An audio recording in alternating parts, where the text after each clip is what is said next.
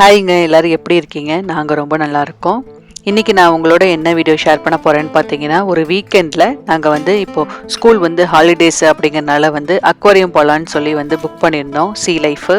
So அங்கே போகிறதுக்கு முன்னாடி மார்னிங் பிரேக்ஃபாஸ்ட்லாம் சாப்பிட்டுட்டு லஞ்ச் எல்லாம் எடுத்துகிட்டு போகிறதுக்காக நான் லஞ்செல்லாம் என்ன ப்ரிப்பேர் பண்ணேன், எப்படி நான் எடுத்துகிட்டு போவேன் அப்படிங்கிறதுலாம் தான்.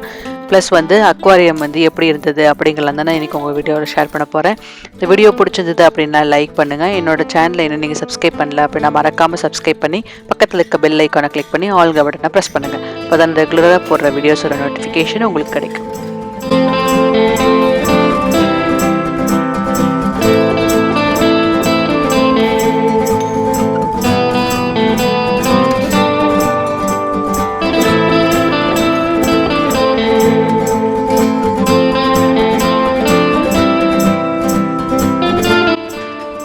மார்னிங் நான் எந்திரிச்ச உடனே ரெகுலராக பண்ணுற ஒர்க்கு பார்த்தீங்கன்னா பால்லாம் குழந்தைங்களுக்கு காய வச்சுட்டு காஃபிலாம் குடித்ததுக்கப்புறமா என்னோடய ரெகுலர் ரொட்டீனில் ஃபஸ்ட்டு நான் இந்த மாதிரி வெசல்ஸ் எல்லாம் ஃபஸ்ட் டைம் நைட் வாஷ் பண்ணி வச்சுருக்கிறதெல்லாம் அரேஞ்ச் பண்ணி வச்சதுக்கப்புறம் தான் என்னோடய கிச்சன் ஒர்க்கு நான் சமையல்லாம் ஸ்டார்ட் பண்ணுவேன்.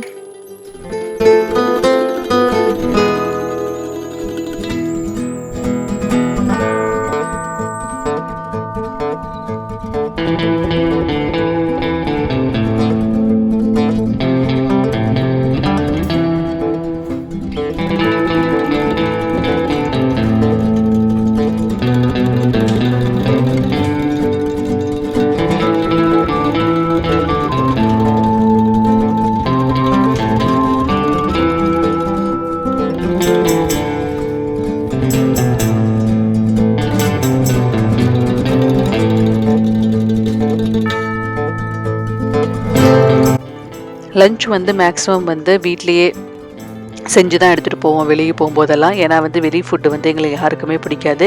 இன்றைக்கி அக்வாரியம் கிட்டத்தட்ட 1 டே ஃபுல்லாகவே நம்ம ஸ்பெண்ட் பண்ணுற மாதிரி இருக்கும். அதனால் லஞ்ச் இன்றைக்கி என்ன நான் பண்ண போகிறேன் எடுத்துகிட்டு போகிறதுக்கு அப்படின்னு பார்த்தீங்கன்னா, மீல் மேக்கரில் பிரியாணி தான் நான் இன்றைக்கி பண்ணுறேன்.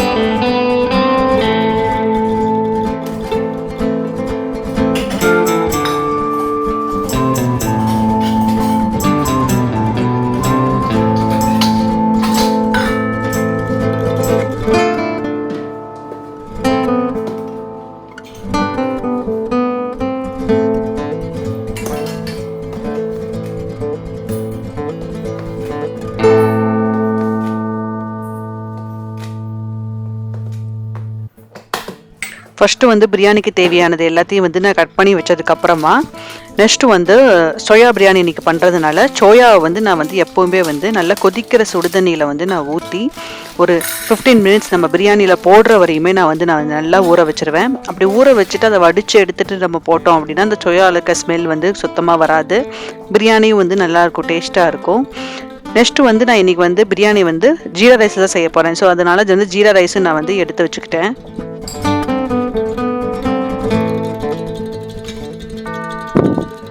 எப்போவும் பிரியாணி நான் அகலமான பாத்திரத்தில் தான் செய்வேன். அப்படி செய்கிறதுனால என்னென்னா எனக்கு அடி பிடிக்காது.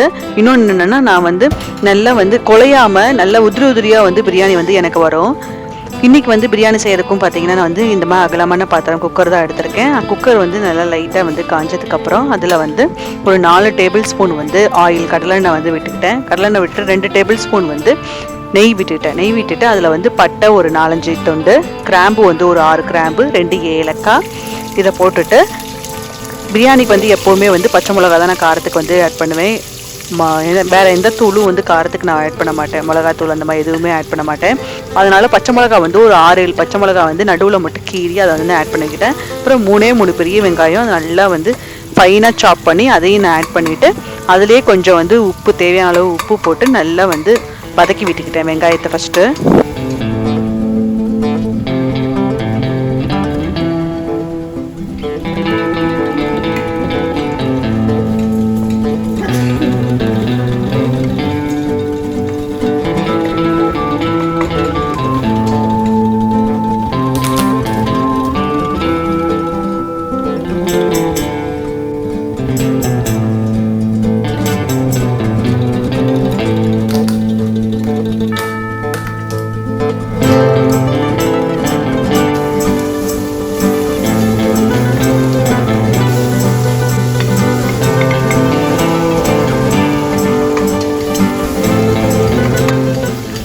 வெங்காயம் லைட்டாக வந்து கலர் மாறினதுக்கு அப்புறமா அதிலே வந்து நான் 3 தக்காளி வந்து ஆட் பண்ணிக்கிட்டேன்.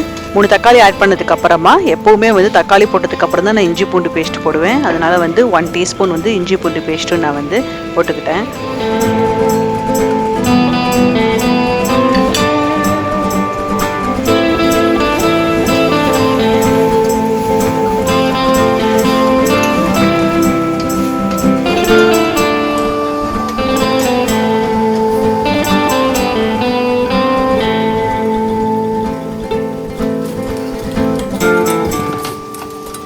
வெங்காயம் தக்காளி ஓரளவு வதங்கினதுக்கு அப்புறமா அதில் வந்து கொத்தமல்லி வந்து ஒரு கைப்பிடி கொத்தமல்லி வந்து நான் அதில் போட்டுக்கிட்டேன். கொத்தமல்லி போட்டுட்டு அதில் வந்து 2 டேபிள் ஸ்பூன் வந்து கரம் மசாலா வந்து போட்டுக்கிட்டேன். நான் இன்னைக்கு வந்து 3 டம்ளர் தான் வந்து செய்ய போகிறேன். அது 3 டம்ளருக்கு உண்டான அளவு தான் இது எல்லாமே.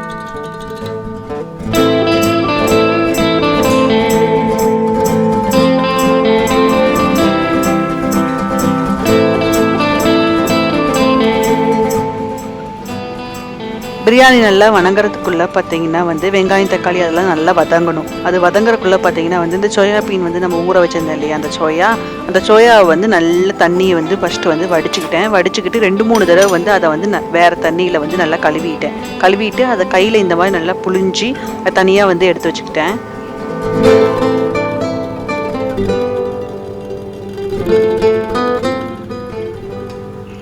நம்ம பிரியாணிக்கு போட்ட தக்காளி வெங்காயம்லாம் நல்லா வதங்கினதுக்கு அப்புறமா இந்த நம்ம புளிஞ்சு வச்சிருந்த இல்லையா அந்த சோயா அதையும் வந்து நான் வந்து போட்டுட்டு நல்லா வந்து மசாலாவோட மிக்ஸ் ஆகிற அளவு ஒரு 10 நிமிஷம் வந்து நல்லா வந்து வேக வச்சுக்கிட்டேன்.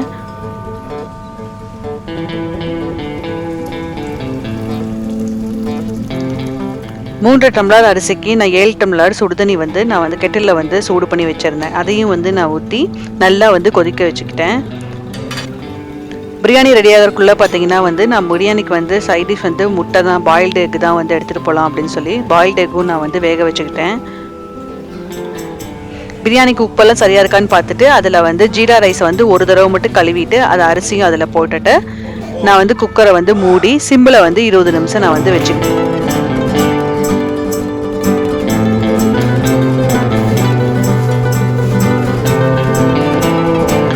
நெக்ஸ்ட் வந்து மார்னிங் பிரேக்ஃபாஸ்ட்டுக்கு வந்து ரொம்ப டைம் இல்லை அப்படிங்கிறனால வந்து ப்ரெட்டு டோஸ்ட் பண்ணிவிட்டு அவகேடோ டிப் வச்சுக்கிட்டோம் அப்படின்னா வந்து ஈஸியாக பிரேக்ஃபாஸ்ட் முடிஞ்சிடும் அப்படின்னால வந்து ப்ரெட்டு வந்து டோஸ்ட் பண்ணி எடுத்துக்கிட்டேன்.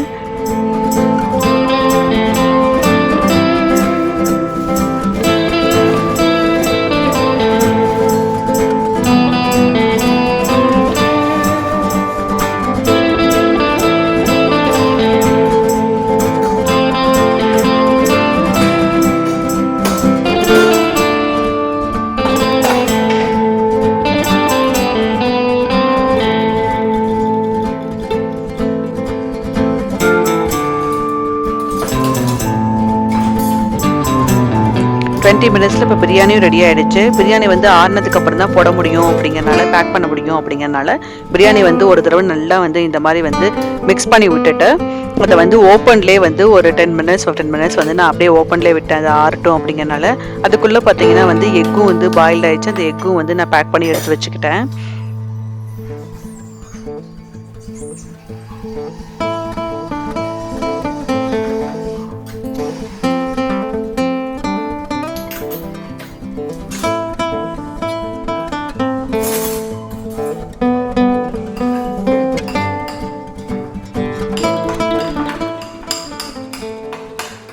வந்து அவகேடோ வந்து நல்லா வந்து கட் பண்ணி ஒரு பவுலில் போட்டுட்டு அதில் வந்து பெப்பரு, சால்ட்டு இதை ரெண்டையும் மட்டும் போட்டு நல்லா அவகேடோ வந்து ஸ்மாஷ் பண்ணிவிட்டு அதை வந்து ப்ரெட்டுக்கு நடுவில் வந்து ஜாம் மாதிரி ஸ்ப்ரெட் பண்ணி விட்டுட்டு அதில் வந்து ஒரு பீஸ் வந்து ஆம்லேட் வச்சுட்டு அதை வந்து நம்ம இன்னொரு ப்ரெட்டால் வந்து க்ளோஸ் பண்ணி வச்சு சாப்பிட்டோம் அப்படின்னா ரொம்ப டேஸ்ட்டாக இருக்கும்.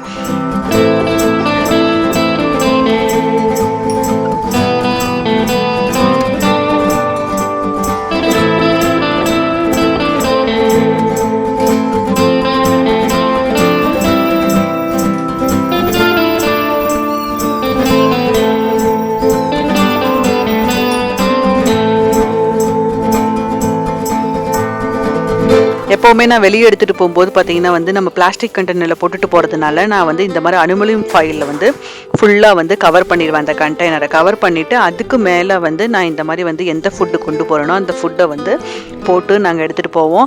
அப்படி எடுத்துகிட்டு போகிறனால நம்மளுக்கு வந்து பிளாஸ்டிக்கில் சாப்பிடுவோம் அப்படின்னு இருக்காது இல்லையா. ஸோ அதனால வந்து இந்த மாதிரி அலுமினியம் ஃபாயிலில் ரேப் பண்ணி தான் நான் வந்து எப்போவுமே எடுத்துகிட்டு போவேன்.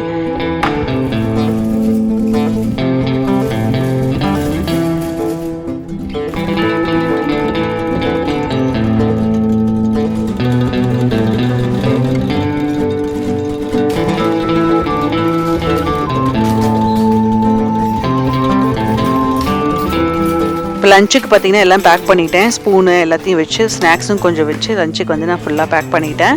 நெக்ஸ்ட்டு வந்து நான் வந்து இந்த சாண்ட்விச் எல்லாம் செஞ்சுருந்தேன் இல்லையா, அதெல்லாம் வந்து இப்போ சாப்பிட்றதுக்கு வந்து டைம் இல்லை அப்படிங்கிறனால அதை போகும்போது சாப்பிட்டுக்கலாம். ட்ரெயினில் தான் போகிறோம், போகும்போது சாப்பிட்டுக்கலாம் அப்படிங்கிறதுக்காக அதை வந்து அதையும் வந்து இந்த அலுமினியம் ஃபாயிலில் வந்து நான் ரேப் பண்ணி வச்சுக்கிட்டேன்.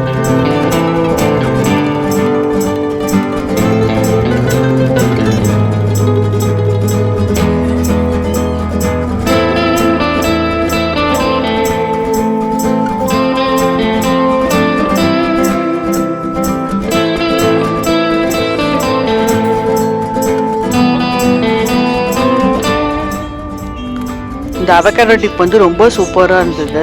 நீங்களும் வந்து ட்ரை பண்ணி பாருங்கள். ஒரு நாள் என்னால் முடிஞ்சது அப்படின்னா நான் வந்து ஒரு நாள் இந்த அவகேடோ டிப் எப்படி செய்கிறது அப்படிங்கிறத ஃபுல் வீடியோவாக நான் எடுக்கிறேன். இன்றைக்கி எனக்கு டைம் இல்லை அப்படிங்கிறனால என்னால் எடுக்க முடியல.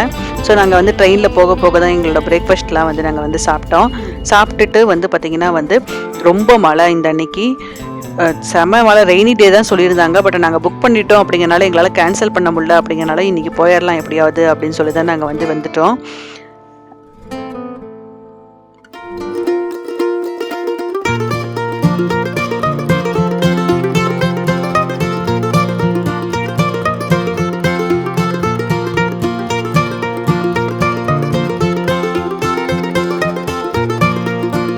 ரொம்ப மழை கோல்டாக இருந்ததுனால நாங்கள் வந்து கூட்டம் அவ்வளோ பெருசாக இருக்காதுன்னு நினச்சோம்.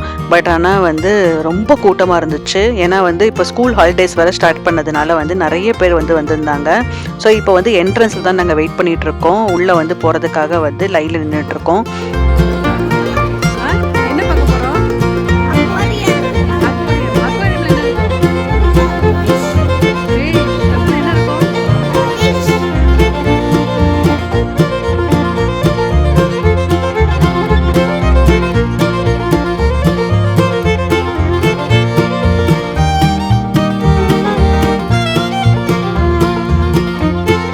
நாங்கள் ஆஸ்திரேலியா வந்ததுக்கப்புறம் வந்து இப்போ தான் ஃபர்ஸ்ட் டைம் வந்து இந்த சீ லைஃப் அக்வாரியம் வந்து நாங்கள் வந்து வந்திருக்கோம். இது வந்து சிட்னியில் தான் இருக்குது. இது ஸ்டார்ட் பண்ணது பார்த்திங்கன்னா வந்து 1988 1988 வந்து இது வந்து ஸ்டார்ட் பண்ணியிருக்காங்க. இந்த அக்வாரியமை ஓப்பன் பண்ணியிருக்காங்க. இங்கே வந்து 700 வகையான ஃபிஷ்ஷஸ் இருக்குது. கிட்டத்தட்ட வந்து 13,000க்கு மேலேயே வந்து இங்கே வந்து ஃபிஷ்ஷஸ் இருக்குது அப்படின்னு சொல்லியிருக்காங்க. பட் ஆனால் அந்தளவு ஃபிஷ்ஷஸ் இங்கே இருக்கா அப்படிங்கிறது எனக்கு தெரியல. பட் ஆனால் நிறைய வெரைட்டிஸ் ஆஃப் ஃபிஷ்ஷஸ் வந்து நாங்கள் பார்த்தோம். இங்கே அது வந்து நாங்கள் இதுக்கு முன்னாடி நாங்கள் பார்த்ததில்ல. அந்த மாதிரி வெரைட்டி ஆஃப் ஃபிஷ்ஷஸ் எல்லாம் வந்து நாங்கள் வந்து இங்கே தான் பார்த்தோம்.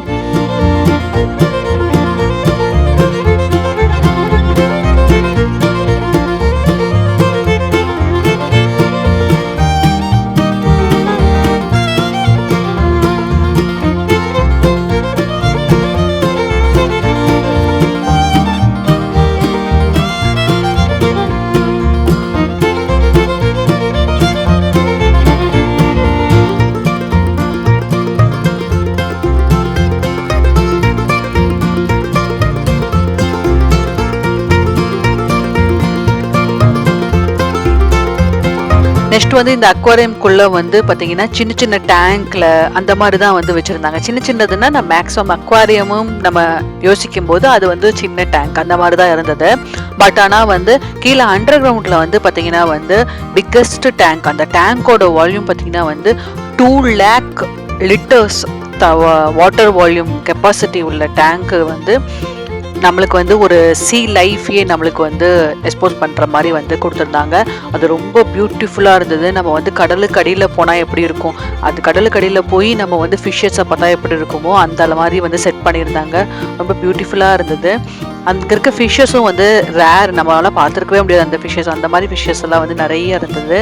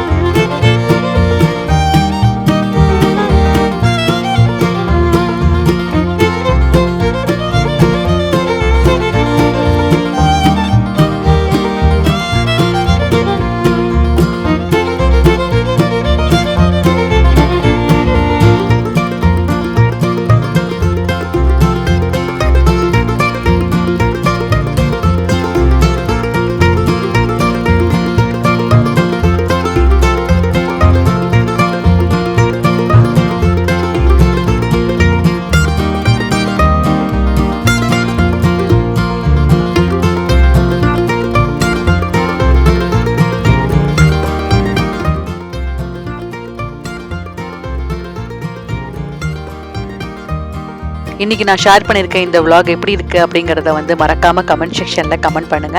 இந்த vlog உங்களுக்கு பிடிச்சிருந்தது அப்படின்னா லைக் பண்ணுங்க, உங்களோட ஃப்ரெண்ட்ஸ்க்கும் வந்து ஷேர் பண்ணுங்க.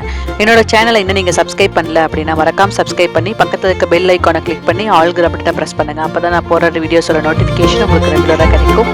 இன்னொரு இன்ட்ரெஸ்டிங் வீடியோல உங்க எல்லாரையும் நான் மீட் பண்றேன். அது வரைக்கும் பாய்.